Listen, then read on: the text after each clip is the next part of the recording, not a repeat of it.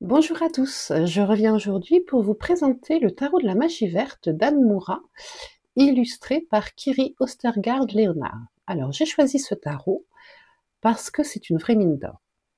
Si vous commencez à apprendre le tarot, après dans l'idéal avoir étudié le tarot de Marseille et le Rider-Waite, c'est un tarot qui tombera à pic. Après, il est quand même très axé magie verte, mais il y a une telle quantité de détails expliqués dans les cartes que franchement, c'est une mine d'or. On a les significations des cartes, plus, c'est vrai, des illustrations magnifiques qui portent à l'intuition. Mais il faut quand même un petit peu s'imprégner de ce tarot. Donc je ne le conseille pas en premier tarot illustré, voilà, mais plutôt en deuxième ou troisième tarot. Pardon. Donc, ce qui est inscrit au dos de ce coffret est tout à fait exact. Donc, découvrez le monde merveilleux de la magie verte où esprits de la terre, fées et élémentaux vous connecteront aux énergies naturelles et aux pratiques des anciennes religions. On est tout à fait là-dessus. Donc, il faut un petit peu déjà être habitué aux cartes, aux mineurs, pour se lancer dans ce tarot-là. Mais c'est une vraie immersion. Si on accepte d'y rentrer, il est très enrichissant. Donc entrer en osmose complète avec les êtres spirituels de la nature, le Cid, la sorcière, la grande prêtresse, le dieu cornu ou encore le roi de chêne. Donc c'est vrai que cet oracle dévoile une sagesse énergétique et de précieux conseils qui vous aideront à trouver les réponses à vos questions. Le livret d'accompagnement, vous trouverez la signification et la symbolique de chacun des arcanes majeurs et mineurs, avec de façon très exhaustive, vous permettant ainsi de réaliser des tirages inspirants et éclairants en connexion avec les énergies magiques de la nature. Donc Anne Moura est une auteure de référence dans le domaine de la magie verte qu'elle pratique depuis plus de 50 ans. Alors là, on y est complètement. Je vais vous dire, c'est pas du tout exagéré.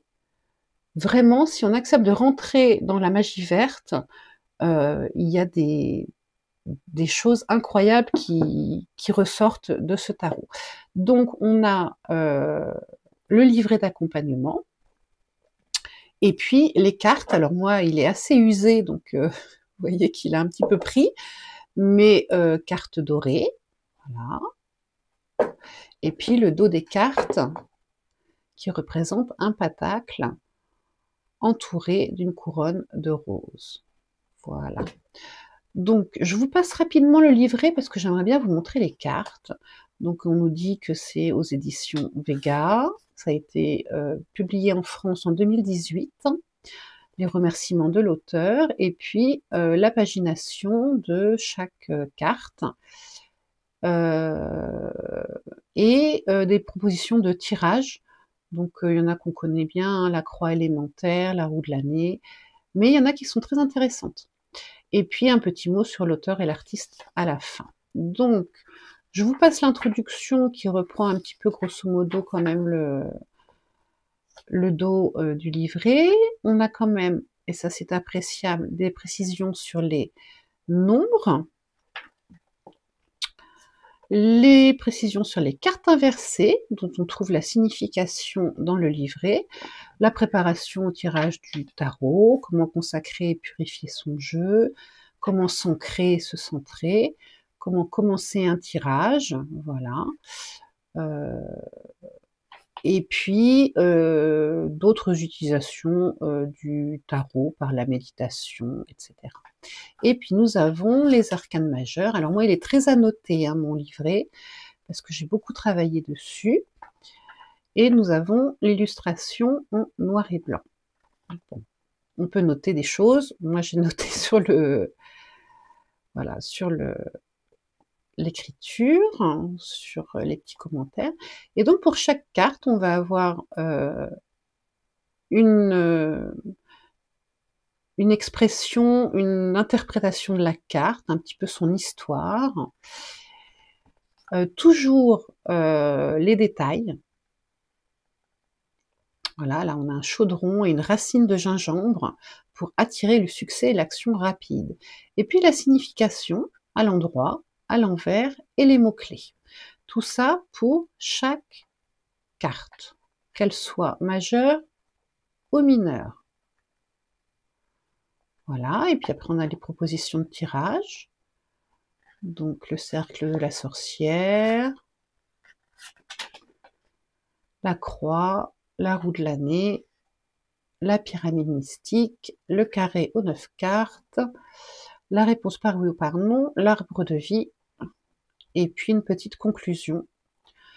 Et la présentation, oups, je vais y arriver, de l'auteur, qui vit en Floride, et de l'illustratrice qui a fait ses études au Danemark. Voilà. Donc un livret très complet, vraiment très complet, où vous allez avoir une description, des détails, une signification à l'endroit, une signification à l'envers et des mots-clés. Avec tout ça, c'est pour ça que je dis qu'il faut peut-être pas y aller en première intention quand on est débutant. Avec tout ça, si on est débutant, j'ai peur qu'on se perde un petit peu. Donc je pense qu'il faut déjà avoir ses propres significations, sa propre interprétation pour pouvoir vraiment rentrer complètement dans ce jeu. Maintenant, je vais vous présenter les cartes parce qu'elles sont magnifiques et que franchement, pleines de détails sur la nature, sur les oiseaux, sur beaucoup de choses. Donc là, nous avons le mat, le battleur, la grande prêtresse, l'impératrice, magnifique illustration de l'impératrice, avec la corne d'abondance et les 7 épis de blé, le dieu cornu qui représente l'empereur, le grand prêtre qui normalement est le pape, les amoureux avec la dame et le seigneur, le chariot avec le char de guerre, la force avec la vieille et le lion, le roi de houx, c'est l'ermite, la roue de l'année, c'est la roue de fortune, avec chacune des fêtes païennes, la pierre levée, le roi de chêne, qui est le pendu, le seigneur des ombres, l'arcane sans nom, avec le papillon, le cid, c'est tempérance, le diable qui tend son piège, c'est la nature. Donc une signification assez déroutante pour le diable. La tour, c'est la chevauchée sauvage. L'étoile magnifiquement illustrée, avec un petit poisson qui saute. La lune, très bien illustrée aussi, avec le reflet de la lune dans l'eau, la façon dont on voit les choses de façon un peu déformée. Le soleil, avec la récolte qui symbolise le jugement. L'arbre-monde, avec le serpent de l'univers, symbole aussi de cycle et de transformation, et un échassier. Et on attaque les séries. Alors là, on est sur les bâtons, l'as de bâton, le 2 de bâton, 3 de bâton, avec la sirène qui tient les bâtons, 4 de bâton, alors ce sont les baguettes ici, 6, 7, chaque détail compte, 8, alors d'habitude on nous montre le 8 de bâton avec du mouvement, mais ici c'est pas tout à fait le cas, le 9, le 10, et ensuite on est sur le page de baguette, le chevalier de baguette, la reine et le roi.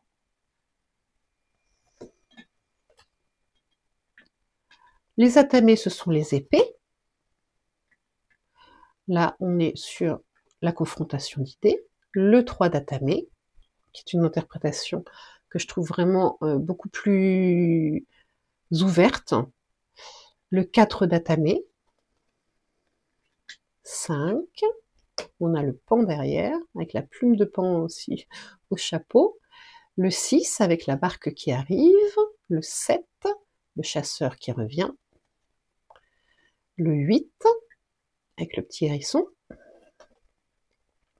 Le 9 avec la chauve-souris. Le 10, qui est une interprétation intéressante aussi. Le page. Le chevalier. On a le côté un petit peu bagarreur avec le blaireau. La reine. Le roi. Et après, on passe au calice, avec un calice, une coupe avec des lys, et un saumon, le 2, le 3, le 4, avec une libellule, le 5, avec une pierre levée, le 6, avec des enfants, là c'est classique, le 7 qui fait penser un petit peu à Tempérance, le 8, avec le cormoran et la vigne, le 9, le 10, avec le bonheur familial, le page, avec le barrage derrière, le chevalier, la reine de calice, qui est magnifique, le roi de calice, qui profite de la vie, avec l'abeille, le pentacle, l'as de pentacle, avec les petits moutons, le 2 de pentacle qui jongle, le 3 de pentacle, avec un échassier, le 4 de pentacle, avec la porte close, le 5 de pentacle, avec la salamandre, le 6 de pentacle, le 7, le 8, le 9 de pentacle, le 10 de pentacle avec la transmission,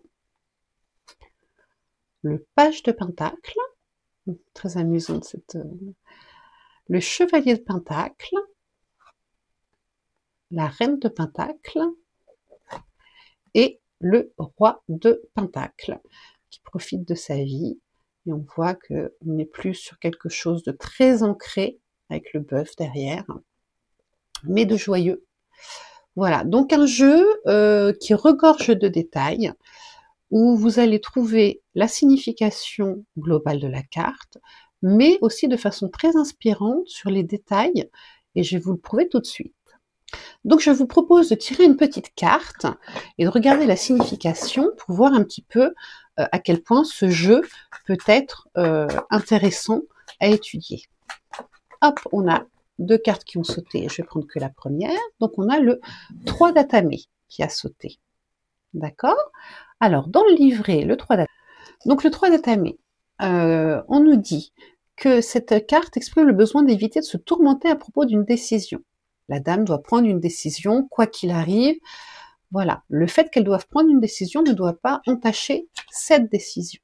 Donc on a l'explication, la femme se trouve face à l'inconnu, mais qu'elle parte ou qu'elle rentre, qu'elle fasse le premier pas ou non, c'est son choix. Donc c'est un choix.